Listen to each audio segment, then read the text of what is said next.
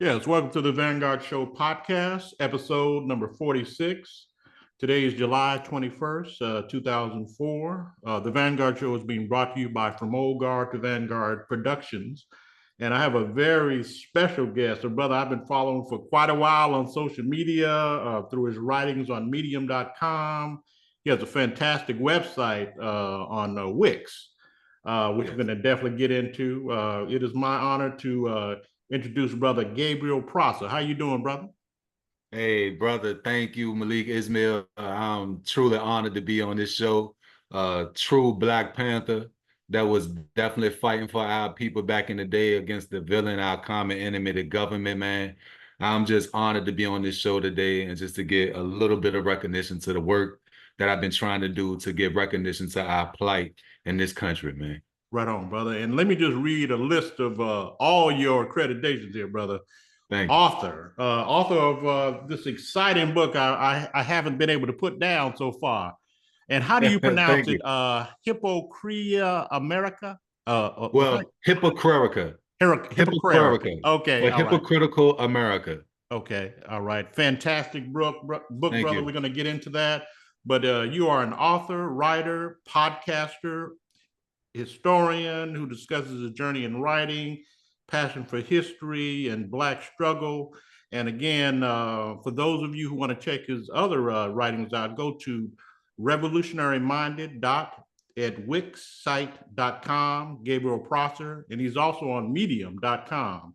Yes. Go to Gabriel Prosser, where man, I've been reading your articles on Medium, brother, and I Yeah. really think you're a talented writer, brother.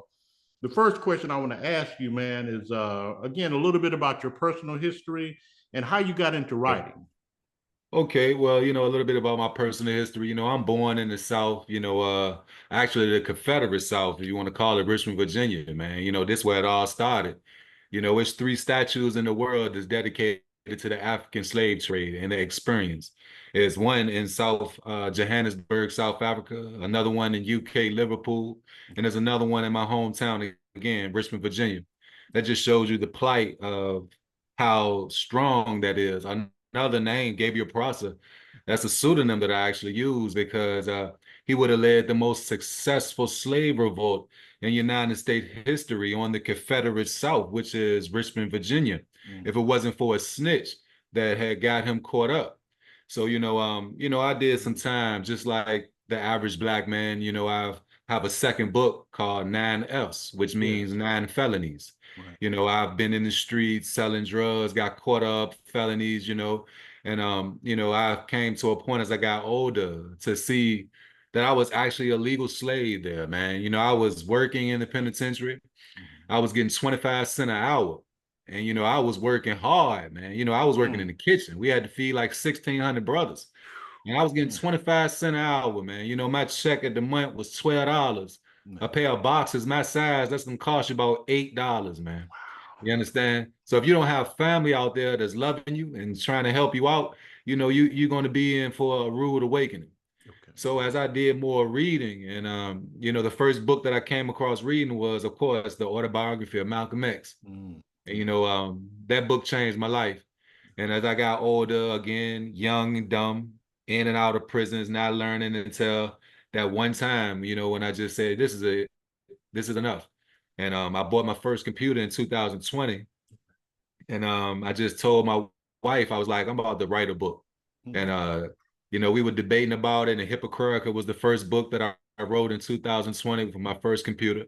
Mm-hmm. And I just I'm gonna pop kept it up on there. going from there. All Thank right. you, man. Get Thank that, you. Amazon.com. Both of them, Yes, sir. five S's. Yes. I mean, nine F's, Yeah, right? nine F's. Yes, Nine sir. F's Nine on F's. Amazon.com. Keep going, bro. I'm sorry. Yeah. And ever since then, I just been passionate about it because we can see, I just want to say, it's an intentional plan by the United States government since the inception in this country in 1776 to Mm-hmm. keep the blacks in this country the lower caste race. Mm-hmm. They never wanted us to be equal citizens. Right. All of my works through Medium, my books, my websites are all laser focused on the true enemy at hand, which is white supremacy, a Right. white nationalist system. Right. And most of my works are speaking about Black nationalism. Their guy, the Caucasians or the white oppressors or the government, their guy that they quote as being intelligent is Albert Einstein. Mm. He himself says that, the definition of insanity is continuing to repeat the same things twice without a different result. Facts. How do we Facts. look as the Black citizens continuing to vote for Jim Crow Joe Biden Mm-hmm. or, foolish Trump, the same system that we've been voting for since they diseliminated the poll tax, and nothing has changed. Yeah. And this is what boils me. This is what boggles my mind. I wrote another article. Why are you against Black nationalism, yet support and vote for a white nationalist system every day? And that article got a lot of people upset. I got a few responses on that. But I'm just trying to get people that revolutionary minded mentality, get them woke up, and let's get back upon those blueprints that our ancestors started for us. Right on, man. It was Picasso who once said, I just mentioned one of the colonizers. He said that our goal in life is to discover our gift. Our purpose in life is to give it away or share it. When did you first discover your gift, brother? Man, like I said, when I was in prison, you either got a few things you can do when you got a lot of downtime. You can play all day, or you can try to find out who you are. And, I was always that type of guy who, I liked to write when I was young. Okay. But, when you out and you free, you're not going to really sit down and try to, expand that gift. But when I had some downtime, that's when I really started writing, and I wrote poems, and I just got better and better with the pencil and the paper. And when I got that first computer, I just didn't want to turn back. So, I want to continue to write and spread truth instead of, the step and fetch it mentality or propaganda that they're trying to spread to the nation or the world about Black people. Okay. In another article that I wrote, it's called Why You Will Never See a Jewish or White Sexy Red. Yes. And yes. that's super important, because as a father or other parents out there, the last thing we want our daughters to do is emulate whorish qualities. Now, you never see, other races, Chinese, Ireland, Japanese, Asians, Jews, their daughters emulating whorish prostitute qualities for dollars. And this is intentional. Oh, yes. And you have all these races that I just named to see our women and the men, we are portrayed as drug dealers, scammers, prison felons. We don't take care of our children. There's no intelligent representation of Black men or Black women in any media form. When I say media form, I mean radio show. I mean, athletes. You got Angel Reese, a beautiful, talented sister, man. Right. But we getting tired of seeing her faces and her outfits. Sister, you're beautiful. Tell us something that my young sisters can look up to and admire other than being pretty. You understand that? Let's talk about something else that makes you better than just your looks. Right. And it's all intentional.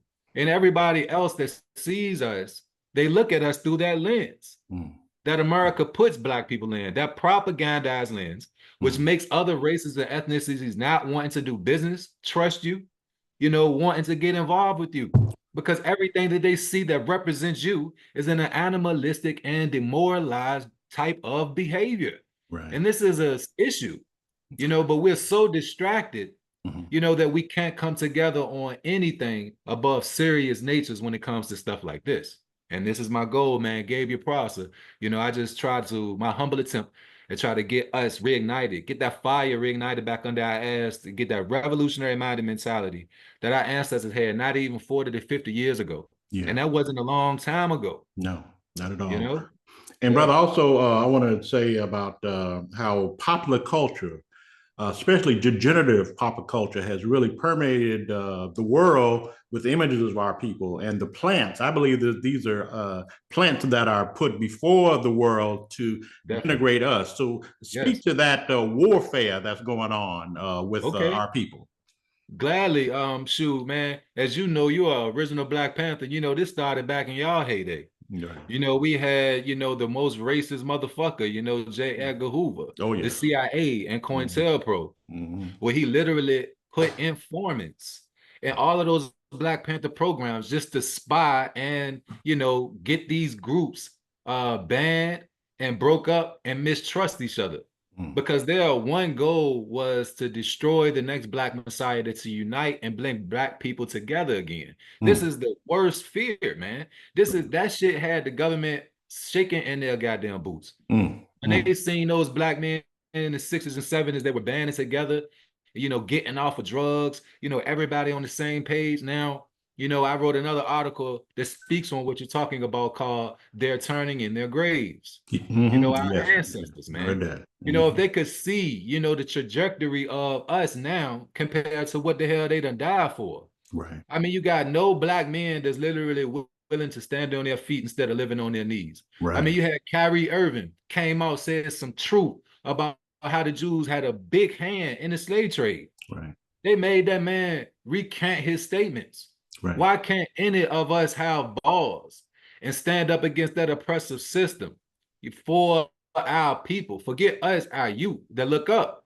You know, and that's my key, because you have these informants, like you said, they come in and, you know, they're taking over our culture. Like Malcolm X called it, he said it was vulturistic isms. Right. And like today, we have culture vultures. Right. You know, they're taking our DJ culture. Glad and other I'm idiots. telling you, man, they taking our culture, Jumpers. which was something beautiful. Right.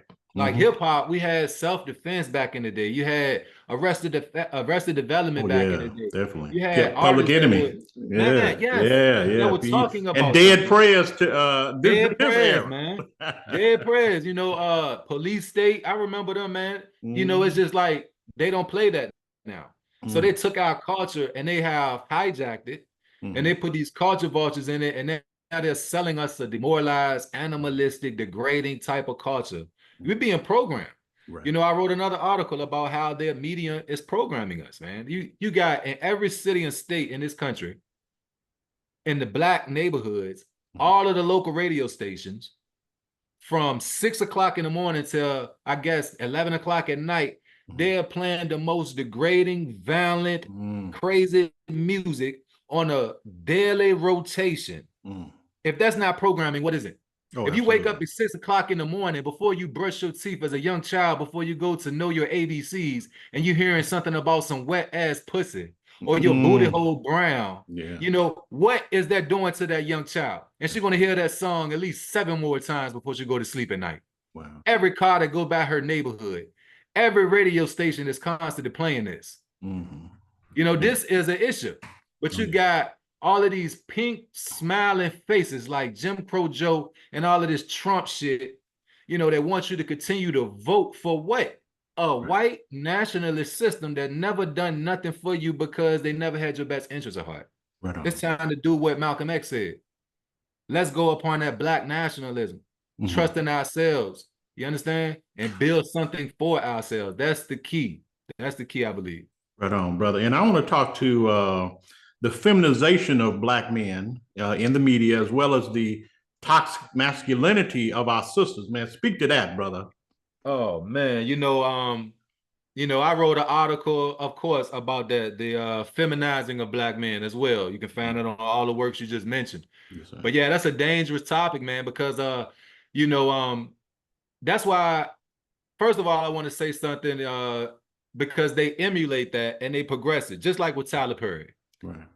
I mean, this is a grown man, you know, who made a living acting like a woman. You had ones before him. You know, even Wesley Snipes played a role in Tu Wong Fu. Right. You had the other brother that played Joanna Man in that basketball movie. Right. But like you said, the feminizing of Black men, that's because... Go back to Flip Wilson. Exactly. In my era. Yeah, what was her name? Madeline or something? Medina? It started with an M. Yeah, it was something. I can't remember off here right now. I try to get it out my mind anyway. With Flip Wilson. And see, they do that because that's less threatening. Yeah. Than a brother like Malcolm X. That's right. You know, they don't want Black strong men. They want you to be a clown. Or they can effeminize you if they think you can, or they can pay you to go against your nature, man. Why would they fear you? Right. You just put on a dress, you just put on a lipstick, you just play the whole goddamn movie as a woman, even though you're a black man. Why would any other man feel you? Give a damn how big you is, bro. It's some shit as a man that you just should not go against. Right. And you know, that's the feminizing the black man again, the women. You know, I mean, they see, you know, men now that's becoming feminine as shit. I mean, they wearing skirts now. Yeah. You got purses, they painting their nails, you know, so they feel like they gotta be masculine in a way. Right. You know, they can't even trust their black man to so-called protect them. They want to look like women. They fucking wearing bonnets like women. Yeah. They're doing everything of a feminine fucking nature instead of standing up and being like a black man. And that's why I wrote that article. You know, the feminizing of black men, yo, is dangerous. And that shit go way back. And, you know, like I said, you know, it's to make them not fear us. You got people, like we have literally enemies out here, man, that's controlling this media on a daily basis. What I just said about the sons, the programming of these children, they've been doing this since 6 o'clock this morning, since we've been talking. Absolutely. Every neighborhood in this country. Absolutely. You know, playing. And look, let me just say rest in peace to, I guess, the rapper Takeoff, I guess they got killed, right? Yes, yes, rest in peace. Now, this show you the radio stations, when he got killed, you know, was like, okay, give a shout out to his family. You know, we got to stop this violence. You know, we got to do all of this and we got to do all of that. Soon as they finish giving him a shout out for just getting killed, they play Spin the Block. Yeah. Yeah. Now, I mean, what kind of sense do that make? Are you trying to want the kid? You ain't even giving them no time to mourn for the brother. You putting them right back in that program mentality of what? Spin the block. Right. The same thing that just happened to him. Right. You know, that's why I said hypocritical. You know, this country, hypocritical America. They intentionally, the government's playing intentionally to keep black people at the lower caste in this country since its existence, man. You know, like reparations. Right. I had a podcast called The Explicit Demand for Reparations Now on Spotify. You know, he's on a few other things too, but I did that in like 2022 or 2021. And I talk about reparations, you know, and you got every other race, you know, telling black people that we shouldn't have reparations. Right. But others have received it. Yes, exactly. You got Indians receive reparations, cash payments. And then you got Japanese Americans that didn't receive cash payments, reparations. Right. And you got Jews still receiving reparations to this day. Absolutely. But not nail Jew ever got killed on this soil. That's right. That's right. And you mean to tell me that my ancestors that built the White House, the blueprint for Washington, D.C., you know, the inventor of the goddamn flag that you saluting, my ancestors, my children, don't deserve to be afforded those same great futures that the government paid those checks to those ancestors? That's what you telling me? That's what all this society is telling us? Yeah. That we don't deserve reparation because it's a handout for us. Right. But it's not a handout when the Jews get it. It's not a handout when the Indians get it. It's not a handout when Japanese American get it. Right. That's why they got all those corner stores in our neighborhoods. Because of those $20,000 checks that every Japanese American got when their internment council happened. Right. And for those Japanese that weren't in the country that got the 20,000, Carmen Mochizuki, she filed the CLA class action lawsuit against the United States government in 1996 because she was in Central America, and she won $5,000 until the funds ran out for every Japanese in Central America. Wow! But we can't get reparations. We can't get it right. Yeah. Yeah.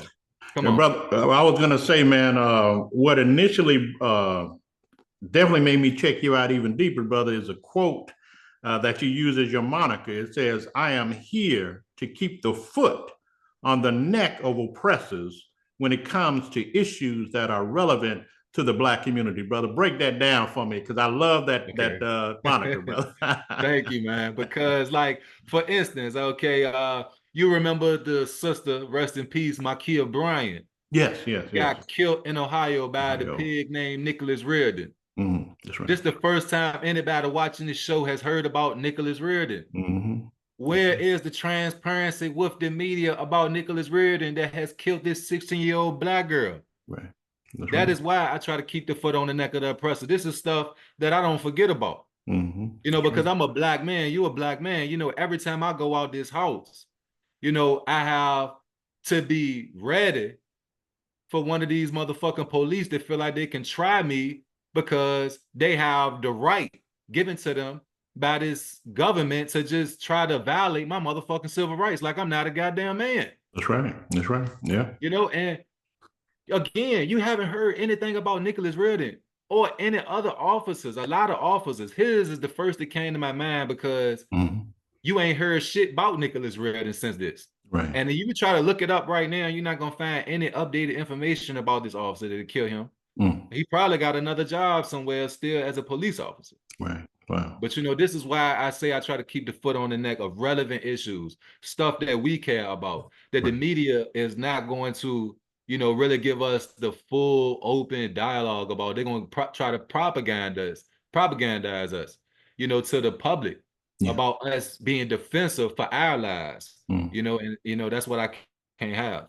You know, like Malcolm X said, it's a new breed of revolutionary That's man that's right. not worried about no nigger knockers. That's You know, and right. that's what the Yeah. police used to call it, man. You Mm. know, like, you know, you got some people that's willing to down their feet instead of live on their knees, man. You know, it's a new Mm. breed of revolutionaries out here. Right on, brother. And also, man, I want you to talk about your website, man, because it's number one, it's well designed. I love Thank the you. layout of it, Thank you. brother. Thank And you. then also you're a lecturer. So we tell people about the website and also your lecturing, your availability to lecture. Okay, yes, definitely. Again, you can check out that website at revolutionaryminded.wixsite.com. You know, the booking is $500 an hour, but I give lectures, you know, detail than more than we just had here, you Okay. know, about our history, you know, and the truth about our history. One thing that, you know, make a lot of people mad is facts that they Mm. cannot deny. Right. And it makes a lot of white people uncomfortable about facts because it makes them uncomfortable in their own skin. You Right. know, the thing about them, they want you to make them feel comfortable around you Mm. when it should be the other way around. Right. Right? Right. Right. You know, they Right. want you and me, our Hmm. children, children's children, to forget about all of the shit that they used to do to us. Fact shit, not Right. no fable, no fairy tales, Hmm. so that they can be comfortable around us. Mm. Because if we constantly remember all of the shit that they done, you know, we gonna obviously get what we owe: reparations, our own land, our own nation, everything, because Hmm. it's bound to happen. Right on. You know, and again, you know, it's just seeing this country for what it is, you know, Hmm. and it actually got me to get exactly to the mind frame that I'm at. You know, Okay. as the older I've gotten, you know, I see nothing is going to change. You know, I got my voting rights back a while ago, Hmm. but I wouldn't even waste my time voting. You know, Likewise. I say Likewise. in my podcast, like that's like believing in the Easter Bunny or something, man. You know, Right. I mean, you got Biden now saying that if he get back in the office, he promised blacks that he gonna, you know, get them together again. It's the same man that told people their black skin was gonna melt off if they didn't run to the polls and vote for him. That's a And damn. now, you know, It's I mean, it's sad. It's like sad. Yeah. they playing us for fools. It's Yeah. because, like Malcolm X said, you know, until we get politically mature, Right. you know, they're not going to be able to take us serious until we don't show up at them polls Right on. or don't believe in this voting system or don't believe in them politics or politicians. Nothing is going to change, man. Right on. Nothing. And brother, can you give a brief summary of each book that you have available and where Okay, to yes. find it? And where to find it? Okay. Yeah. Yeah, Hypocritical, that's my first book, meaning Hypocritical America. And you know, that's just about a brief summary about just why this country is why I like to call it hypocritical America, hypocritical, Okay. because this is a hypocritical country. You know, they want to act like the saviors to the world, Mhm. yet they deny the basic human rights of their own black citizens here in this country on a daily basis. Mhm. And they lie to us and propaganda us through different forms of media, Right. you know, through different forms of knowledge, through different forms of justice and laws. And you know, they make it incredibly hard for a person to actually concentrate on that one enemy that we all have in common because of these so many distractions that I concentrated on just one race, the black race in this country, Right. to not focus on that one enemy that our ancestors focused on less than 50 to 60 years ago. Okay. So that's what Hippocratica, in a gist is basically about. Nine F's, my second book, meaning nine felonies, Mm-hmm. is my life as a young black man in America, growing up, in my life in the streets, how I sold drugs in the streets, my ins and out with the law, and that lifestyle that I thought that most black men, see as a fast life, easy money is worth it, Mm-hmm. and how it's not worth it. Right. And yes, it took me 9 times to go in and out, hard head. My mama used to say, hard head make a soft ass, Okay, mine too. but Facts. eventually, I got older, and I realized that life is nothing, because all that stuff they show you on TV, the money, it might come like that, but when you go in there, all of your so-called friends, they're not your friends. And Right. that's when life gets real. And Okay. that's when you need to man up, so to say, and change your life. And that's what Nine F's is about. It's really, about to the youth in a way, Mm-hmm. so they can actually read about a black man's honest experience that actually was in the streets doing those things that they see in the movies, and telling them what any other black man that I know right now that's never coming home would Mm-hmm. tell them they would never want to see us in their position. Okay. Right And on. they would get their arm and their leg to be in my position, your position, and never go back to them streets. So that's what this book is, about. Okay. And who were some of your writing inspirations and just inspirations overall?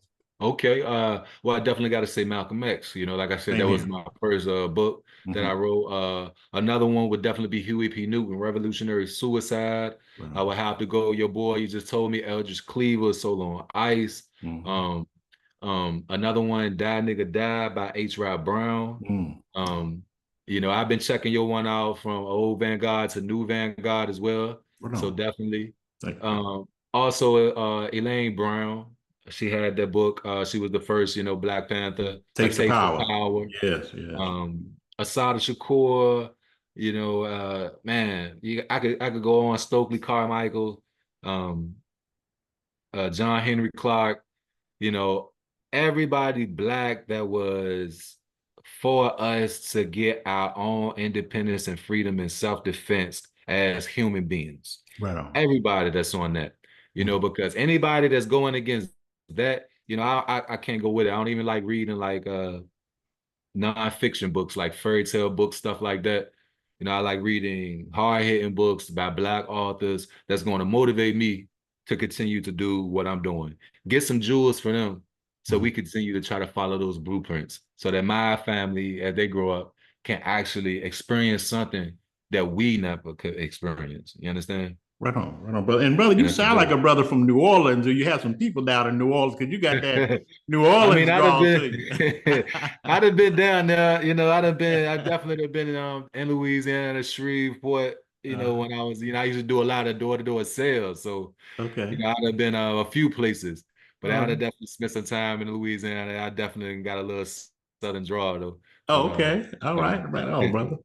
And Right. brother, what are your future plans, man? Things you have in the works, books, or whatever projects you have going on. Tell us about that.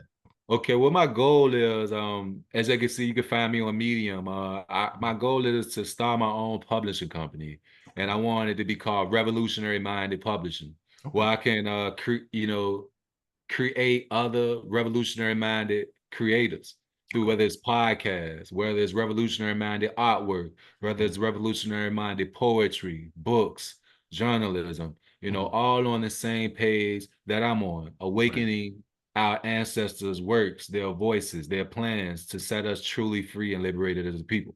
All right. So All that's my goal, revolutionary minded trademark publishing, right. Okay. and I try to get, donations to get that stuff going, but I've been doing this for a while now, and as you know, it takes time, and I'm going to keep pushing.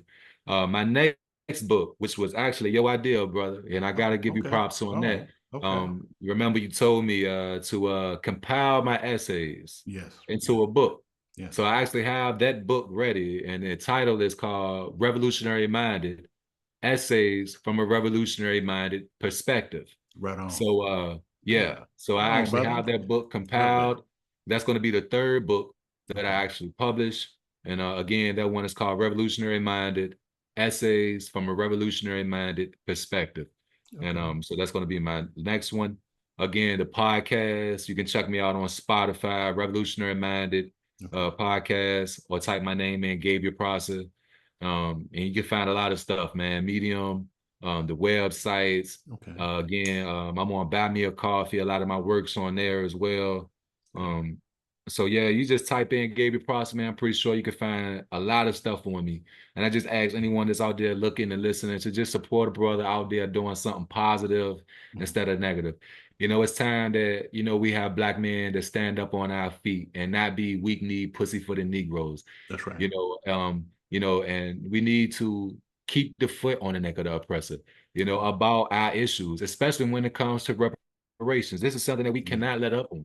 Oh, I yes. mean, you literally have every other race that's telling us that we are beggars and we are having our hand out, but their ancestors were afforded a far short proof Facts. future Facts. Facts. because of the cash payments that the government has gave their ancestors. Yes, sir. They have corner stores in your neighborhood because of those checks. That's right. And they're selling you old, stale tater chips and Rillos, overpriced, expired juices because of those checks that they got from the government. Mhm. Yet they telling you that you don't deserve a check. Wow. And that's why I had the podcast, man, the explicit demand for reparations. Check that out. Check it Yeah. out on Spotify. Please support me any way that you can, man. I really appreciate that. Okay. And brother, do you are you into music as well in terms of producing any music, or you just really keep it to the information highway as opposed to any kind of musical pursuits? Well, again, I have dabbled in, rapping back in the day, but Okay. I try to stay away from that lane of rapping. Okay. All right.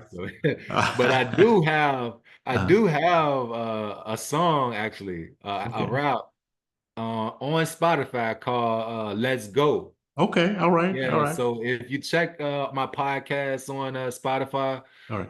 you'll see one that's called Let's Go. And this one is more along the lines that I'm trying to rap on, like rapping against the government, rapping Right against the on. peers, killing our community, Right on. going against the true enemy, not going against my own kind and our music. And this one thing I do want to touch on too, Sure. brother, Sure. J. Malik Ismail, like Mhm. this is something that I wanted to mention. And I mentioned it in one of my articles. I can't get the title off the top of my head now, but you never see another race such as Japanese saying in their music, fuck a chink chong bitch, fuck a chink Mhm. chong ho. You Absolutely never not. see a Mm. white person in their raps, saying fuck a hunky bitch, fuck a hunky asshole, disrespecting themselves. Yeah. But you'll see all of them in our culture, our music, not even us, disrespecting the fuck out of us. And Yeah. then you will see us in our music, disrespecting the shit out of us. Right. Like you never see gangster rappers being real gangster going against crackers or the pigs. That's really the fucking enemy, not me, Right. because I look like you. Right. That's the type of rap that I'm trying to do now. Okay. Like we got to change the trend. You know what I'm saying? Changing that word, like the enemy, like we the enemy, and focus all of our art and our culture and our talent into who the real enemies are, man. And Wow. take over our culture again. Yeah. Like now they ain't gonna want a part of our culture now because Mm. we flipping it on them. Like y'all the enemy. Y'all want to be with us, calling y'all crackers and hunkies in our music every day. Yeah. No, because y'all want to call us niggas and niggas and niggas all day, even though y'all not with us. And you Right. gonna tell us what you can say? Nah, bro. We gotta flip the culture. We gotta take it back and do what we supposed to be doing, man. Man, brother, I really appreciate you, man, and you've taught me a lot because again, you never cease learning, and brother, again, I've definitely appreciate what you've given and continue to give. So again, brother, thank you for coming on. Stay with me after I get off because I want to hook Definitely. you up with another contact, brother, so we can get Okay. that word out, brother. Thank But you, man. but again, man, thank you for coming on, and we'll definitely check in with you real soon, man. I appreciate this, man. Be blessed. Thank you so much, brother. I appreciate the opportunity, man. Black Power, brother. And, Definitely. Black power, man. and hold on one second. All right. Yes, sir.